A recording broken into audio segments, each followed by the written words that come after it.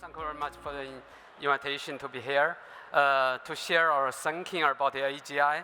So myself, actually, I'm a professor in Tsinghua, and in 2019, we spin off a company which is called Zhipu, and now we have a new Zai.ai, and the company actually is valued around $3.5 billion US, and but we still are startup. So together with you, so just like yourself, we're just a startup company. So today, actually, I will share our thinking about the AGI, and also we actually open sourced quite a lot, over 100 code repositories. So the left side, your left side, so you can see the address of the open repository. And this side, we have a tool that is just like a chat model, somehow like ChatGPT. You can use that to test the model abilities. Okay, so our vision is that to teach machine to think like human beings. So first, think about what is the ability of human beings. So first, you could say the first series of abilities actually is to perceive the world. So somehow like a language, vision, and also acoustics, and also the motion control. And also the second ability is probably you can say that is reasoning, and also emotion, and also creativity. So that's the second level. And the third thing is that, different from the animal, actually human being has a tool use. So along all of this, we actually develop different models. So centered in GLM, and also GLM voice, and also video call, and also call VLM, and also many other like reasoning model. We call it GLM 0, or you could say GLM Z1. And also we have the tool use, and of course recently people say that this agentic large language model. We have the auto GLM, and also the JUMPC, and also some other model. And in the future, probably we could have the GM robot. Of course, we still, that the human being has the ability of motor cortex, and also sensory cortex, and also the sinus sera, such kind of ability, which means the human being can accept all the different messages, like language, vision, and also can combine them together to sense the world. But actually, the model itself, the AI, they are still working on that. So because of this, we actually, in 2019, we developed a very big picture. We call it a roadmap of our, you could say, Zhipu or Tsinghua roadmap to AGI. So our basic idea is that around that time, 2019, we said that the model itself is just a pre-trained model, because the model can only accept the data and train some kind of like, you could say, pre-trained model. So around that time, we pre-trained a very basic model. We call it GM130B. And then we said that the model should, like a human being, has two systems. System one, to just quickly answer our questions. For example, you feed some kind of query, and the model will quickly give you the answer. Just like you said, will human being like eat lunch? And the model probably will say, yes, of course, right? That is some kind of like a hybrid-based answer. But in system two, that is to deep thinking. And if you ask some kind of question, shall I invite you a dinner, and where shall we go? And then I have to think about where to have the dinner, and what's the price, and blah, blah, all the different things. So that is system two. We think that the model, first one, we pre-train a model. That is only a system one. But if we add something like, you could say some kind of like thinking, or chain of thought, or deep thinking, that is system two. Well, human being also has the third abilities. That is to self-learn. So for example, you read quite a lot of books, and also you interact with some other people, and also you learn by yourself, unconsciously. So the model, the AI, should also have such kind of abilities. So because of this, we actually developed the different levels of AI, or you could say AGI. the first level is just a pre-trained model. This level, actually, the AI accepts all the information to learn the knowledge, And the second level, you could say that actually is built on the top of the first level. Because the first level is to learn the knowledge from the text, from the code, from mathematics. And the second level actually is to activate the knowledge, to answer such kind of questions. But the model has to understand the intention, user intention, and also the model has to align not just the intention, but also the image, multimedia, even video, and even the robot and the agents. So all of this.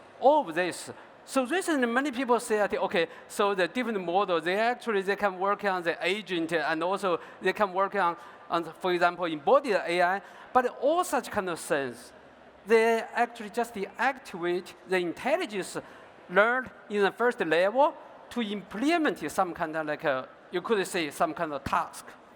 And the third level actually is self-learning, so which means that the model actually can criticize its generated answer. For example, you ask some kind of question, and the model generates some kind of answer, and then the first thing is that the model will doubt the answer, say that why this is correct. And of course, the second thing is that the model will try to answer in different ways and combine the different answers and finally generate the best answer to you. So we call that as self-reflection. And the third one is that, okay, if there's no answer, or you could say no correct answer. For example, you say how to develop Hong Kong, how to develop AI in Hong Kong. So there is no one answer, right? We call that one as rumination. The AI in the future, they will just like a human being. They will deep think in this problem, and probably give you different solution. And just like human being, I give you 1 week to say how to develop AI in Hong Kong, and probably you will check like 100 pages, 100 documents, and finally write down some kind of solution, survey and solution, and maybe future work or something like that. So that is, I call it rumination. We are just here. We are working on self-reflection, and in the future, I mean near future, just this year, or maybe next year, we will work on the rumination. Well, of course, we will still trying to, improve the level of agent and robot to this level, because at level 2, we just align the behavior of agent and robot to the intelligence. But here, this level, the robot and the agent, they will try to learn by themselves. Okay, and the fourth level is somehow like more advanced than this.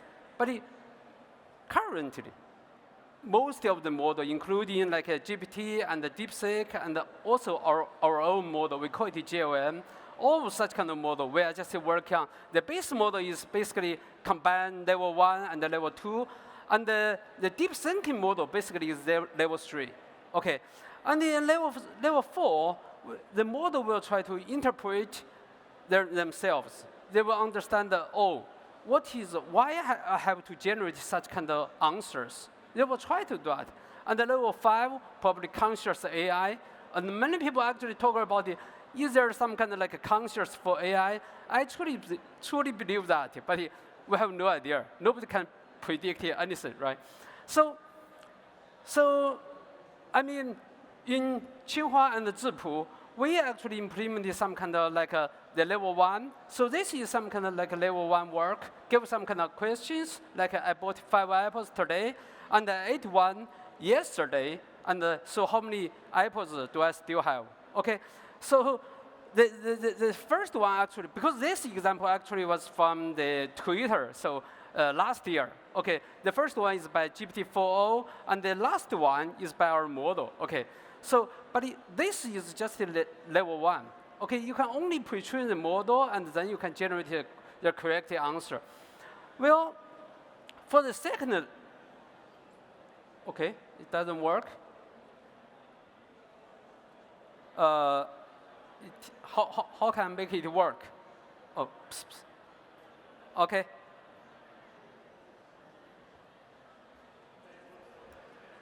Okay, no problem.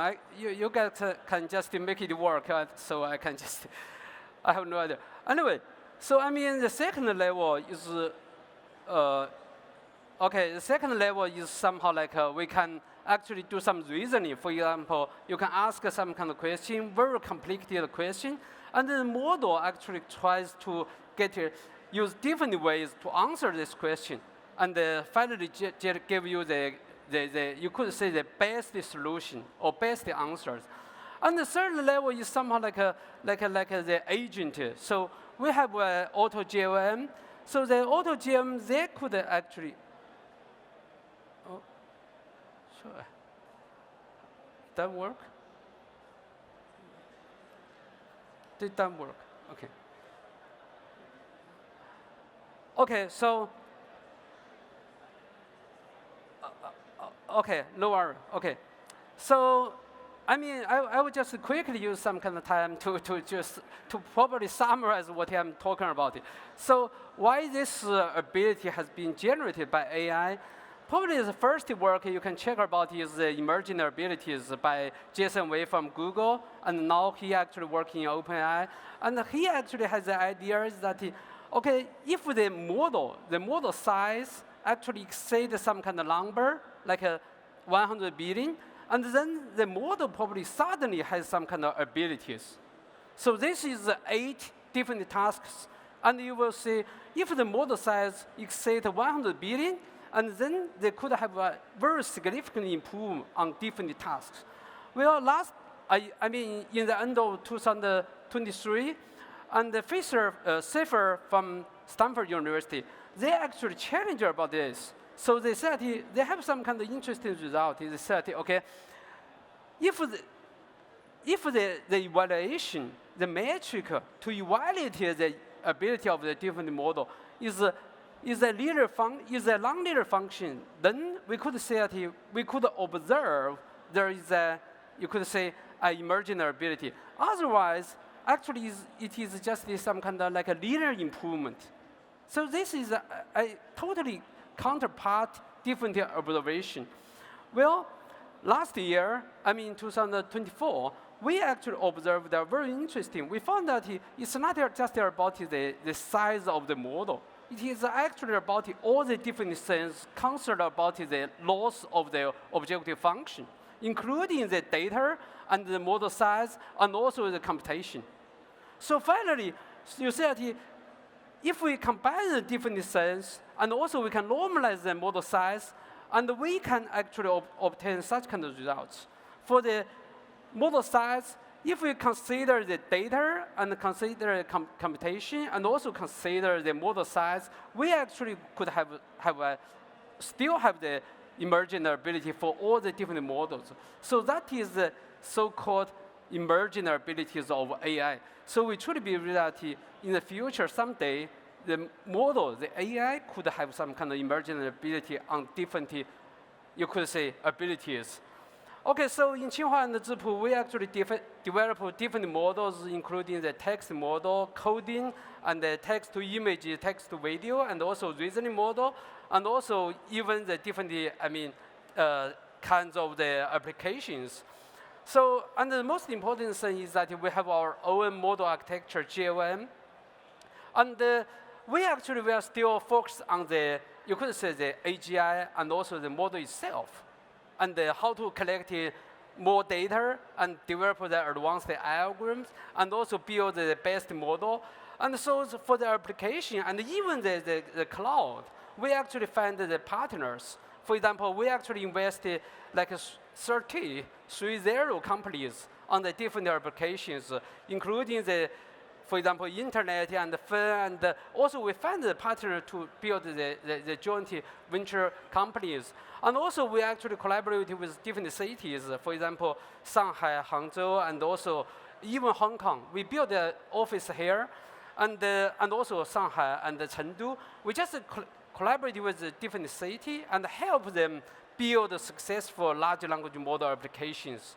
Okay, so finally, to predict the future, and in the future, 2025, this year, agentic large language model, of course, is very important. And also, the safety is also very important. And probably later on, we will discuss about that. And also, for example, here is the hallucination ranking, and also the AI safety index. And for the hallucination, we actually were probably #1 in the Chinese large language model. And of course, we have a very big picture, and we still have a long way to go. So, and due to time limitation, that's my talk. Thank you. Thank you very much.